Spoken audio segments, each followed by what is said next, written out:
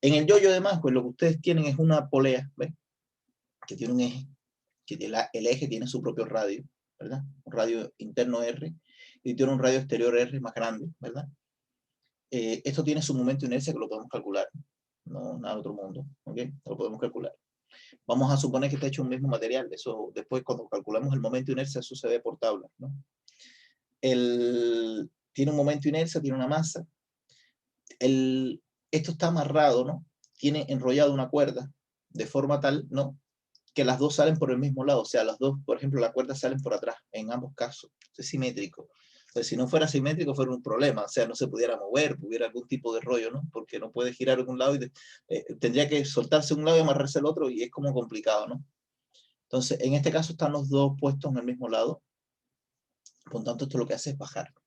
Es un yoyo porque al final resulta ser un yoyo. No sé cómo ustedes le dicen al yoyo, que es como cuando usted tiene una pelotita, tiene un elástico, que tú lo haces así y la pelotita va para abajo, se estira y después te da en la mano y vuelve, ¿no? Y da un golpe así, ¿no?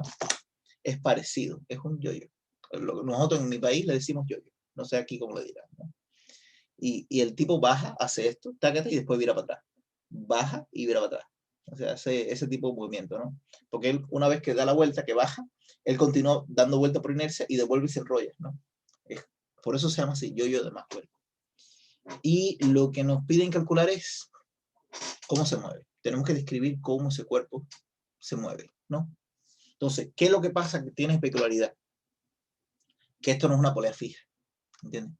Es una polea que rota y además se traslada.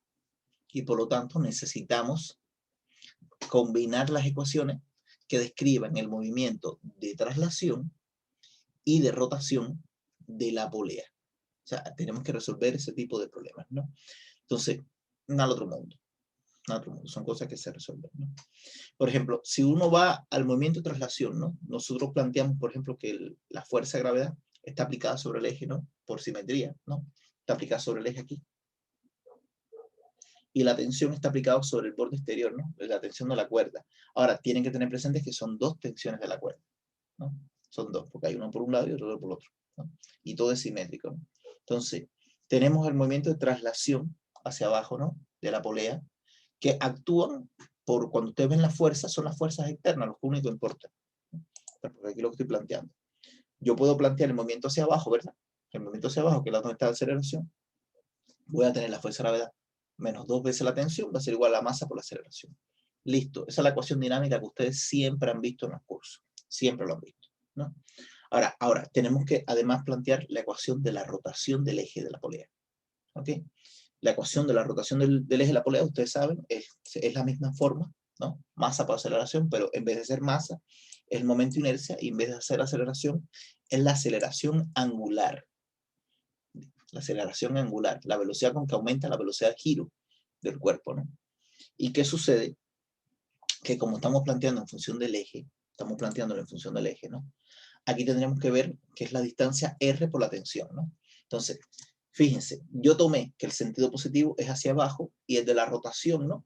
Si ustedes se fijan, esta polea tiene que rotar así, ¿no? O sea, si ella baja, ¿no? Si ella baja, esto tiene que obligatoriamente rotar hasta esta dirección. Fíjense que eso lo tienen que ver ustedes, ¿no? En el problema lo tienen que ver. Tienen que fijarse que para que esto baje, ¿no? Cuando uno baja, es porque tiene que hacer así, ¿ves? El eje tiene que girar, así, ¿ves? Para que baje.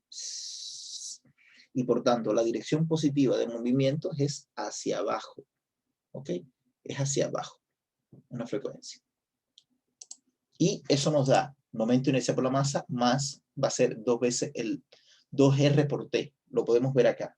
Volvemos al gráfico. Como la dirección positiva es así, ¿no? La dirección de giro positiva es así. Si ustedes se fijan, ¿ven? Esta es la dirección positiva de giro. Tenemos que ir a la fuerza, ¿no? Si ustedes se fijan, el dedo gordo apunta para dentro de la pantalla, ¿ven? Si yo elegí eso como dirección positiva, el dedo gordo apunta hacia dentro de la pantalla, ¿no? Entonces, vamos a calcular el torque de la fuerza de tensión, ¿no? La fuerza de gravedad no ejerce torque porque tiene el radio igual cero, ¿no? El radio de aplicación es cero, por tanto el torque es nulo, porque el radio es igual cero. Si tú multiplicas R por la fuerza de gravedad, como R es cero, no hay torque de fuerza de gravedad, porque tenemos que calcularlo con respecto al eje de giro, ¿ok? Entonces, radiovector R, ¿verdad? Que es este que está aquí, del centro al borde exterior. Por la tensión que está para arriba, nos da el torque, nos da para adentro, que es precisamente el torque positivo, porque el sistema tiene que rotar en esta dirección. ¿Ven? El torque tiene que apuntar, el vector torque tiene que apuntar hacia el centro, o sea, hacia la dirección de la pantalla, ¿no? Entrando por la pantalla, y tiene que irritar así. Entonces, ese torque es positivo. O sea, el torque de esta tensión es directamente positivo. Y no es ningún problema, pero tenemos que tener presente que son dos. O sea, que aparece el torque de aquí, más el que aparece por el lado allá del otro, de este tramo, ¿no? Y entre esos dos me da directamente esta ecuación que está aquí. Ahora, esto no es suficiente, porque el movimiento está ligado, ¿verdad? El movimiento es ligado en el sentido de que lo que se traslada, ¿verdad? La polea hacia abajo, está también ligado a la rotación que tiene la polea. Y eso es un punto muy importante, ¿no? Fíjense que la aceleración de la polea está asociada al movimiento del eje. Esta aceleración es la aceleración de este eje. ¿Ok? Es la aceleración de este eje. Ahora, la polea gira como un todo, ¿no? Gira como un todo. Ahora, el punto, por ejemplo, que aparece en reposo, ¿no? Que aparece relativamente en reposo, es este punto que está acá. Pero el giro, la polea gira, el ángulo que gira, ¿no? Lo gira directamente todo el cuerpo. O sea, da lo mismo exactamente el punto donde tú te pongas, ¿no? El punto donde tú te pongas en la polea, en cualquiera. Porque la polea lo que hace es girar, ¿entiendes? Girar. Y al girar, tú te tienes que dar cuenta que en realidad la aceleración con que tiene este cuerpo bajando, ¿no? Es exactamente la frecuencia de giro, o sea, la omega de giro, multiplicada por esta distancia que está acá. O sea, la relación de ligadura, si ustedes se fijan, es que la aceleración lineal del eje va a ser igual a la aceleración angular multiplicada por R. Pero ¿quién es esa R? La R de contacto. ¿Ve? La R de esta distancia que está acá. ¿Por qué? Piénselo, como, cojan esto que está acá, por ejemplo, y estírenlo hacia abajo, y piensen que en vez de una cuerda fuera como un riel. Lo que tú tienes es un eje que se mueve así, mira, que se mueve por una línea, ¿ves? Se mueve como si fuera la rueda del tren, ¿ves? Que está girando. Entonces, tú te tienes que fijar exactamente que el punto que va a estar, en reposo, el reposo instantáneo, va a ser este punto que está aquí. Fíjense, ¿por qué está en reposo instantáneo? Mírenlo ustedes mismos. Cuando esto gira, ¿no? Cuando esto gira, hay una componente de la velocidad de giro que está hacia atrás. Está hacia atrás. Cuando tú giras, ¿no? La velocidad de este está para abajo, la velocidad de este está para arriba, la velocidad de este está para este lado, la velocidad de este punto está para acá. ¿Ves? Porque gira, ¿no? Cuando gira, ¿no? Cuando gira, aquí va a haber una velocidad que está dirigida hacia arriba, ¿no? Pero ¿qué pasa? Que además el cuerpo se traslada. Este punto, los puntos de contacto, son puntos de contactos donde no hay deslizamiento, porque está amarrada, ¿entiendes? No se desliza. Esos son puntos van a tener velocidad cero. Van a tener instantáneamente velocidad cero. ¿Y por qué es velocidad cero? Porque tienen una velocidad para atrás y también el cuerpo completo se mueve hacia adelante. Entonces, cuando tú sumas esas dos velocidades, te da exactamente cero. O sea, esto que está aquí, este puntico, tiene velocidad cero. Y esto actúa, ese puntico que está aquí, este punto rojito, va a actuar como un eje instantáneo de giro, porque ese punto es el que va a estar eventualmente en reposo durante la polea en movimiento. Este punto va a estar en reposo. Entonces, el eje de giro es simplemente el omega multiplicado por R, nos da directamente la velocidad, y por eso que asociamos que esto acá, ¿verdad? Es la aceleración por alfa por R, porque la velocidad con que se mueve lineal, el eje va a ser el omega, la frecuencia, multiplicada por R, por la distancia de contacto, al punto donde está instantáneamente en reposo. ¿Ven? Y esta es la relación de ligadura. Lo que va bajando es directamente existe esta relación entre la aceleración lineal y la aceleración radial, o sea, y la aceleración de giro de la polea. Entonces, ya con esta relación, ya el problema se vuelve una tontera, porque tenemos tres ecuaciones, ¿verdad? Y tendríamos tres incógnitas. No sabemos la aceleración, no sabemos la aceleración angular, y tampoco sabemos la tensión. Pero son tres incógnitas con tres ecuaciones, por tanto el problema es resoluble. ¿Ves? Por ejemplo, aquí, ¿cómo yo lo resuelvo? Yo multiplico, por ejemplo, multipliqué por R, ¿no? Multipliqué por R la ecuación esta, ¿no? Obtengo 2R cuadrado, 2R cuadrado por T es igual al momento de inercia por alfa por R, pero alfa por R es A, y yo reemplacé A directamente, ¿no? Entonces, arriba, para poder resolver arriba, yo multiplico por r cuadrado también. ¿Para qué? Para obtener mr cuadrado, y si usted se fija, el coeficiente de la tensión queda igualita a este que está aquí abajo. Se suman los dos, y al sumar los dos se eliminan las tensiones, y obtengo directamente que el único término que sobrevive aquí es mgr cuadrado, y con eso puedo calcular la aceleración de traslación.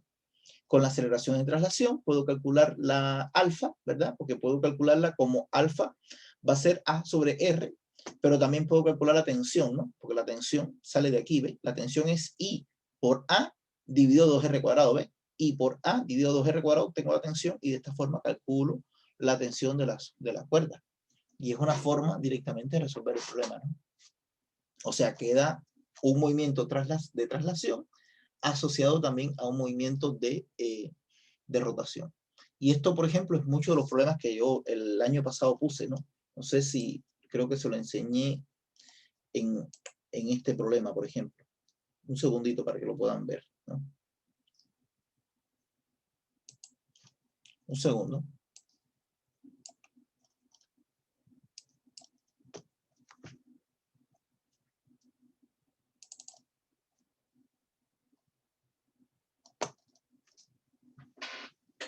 Un problema más complejo. Este es otro que quería también discutir, ¿no? Si ustedes se fijan, aquí es lo mismo. La fuerza que actúa en este lado, la fuerza que actúa en este lado. Pero tienen que fijarse en el riel, ¿ves? Este punto que está en contacto, este punto que está en contacto aquí, está en reposo relativo. O sea, cuando la polea gira, por ejemplo, cuando la polea gira y se traslada, va a haber este punto, por ejemplo, va a caer en reposo. El punto que está en contacto con la superficie, ¿eh? Donde esté la cuerda, o sea, depende de exactamente cuál es el problema que estemos resolviendo. Pero en este caso, por ejemplo, ella está parada sobre un riel, como el tren, ¿verdad? ¿Y qué sucede? Que este punto va a estar en reposo. Entonces, hay que ver exactamente cuál es la velocidad del traslado, ¿no? Porque, por ejemplo, si esto rota, ¿no? Si esto rota, la velocidad de traslado está aquí, es la velocidad de traslado del centro de masa del cuerpo. Entonces, tendríamos que medir la distancia que hay de aquí a acá, y esa distancia es R1. O sea, la aceleración de traslado del cuerpo sería la omega, ¿verdad? La alfa multiplicada por esta distancia que está aquí, que sería R1. ¿Entiendes? Y tienen ese detalle. O sea, sería exactamente esta, del punto reposo al punto del centro masa. Entonces sería la aceleración de traslado sería alfa por R1. Alfa por R1. Y aquí entonces tendríamos para la polea dos ecuaciones. La que nos dice el traslado de la polea, ¿verdad? El traslado de la polea y la rotación de la polea. Entonces, aquí para resolver este problema nosotros vamos a necesitar la ecuación de movimiento de esta, la ecuación de movimiento de esta, la ecuación de traslado de la polea, la ecuación de rotación de la polea, más la relación de ligadura que liga la aceleración angular con la aceleración de traslado del centro masa. ¿Entiendes? Es el tipo de problemas que surge acá, ¿no? Hay que calcular momento de inercia, hay que hacer algunas cosas así asociadas que tienen que ver con este cuerpo, pero digamos que por ahí es que va la cosa, o sea, el planteamiento del problema.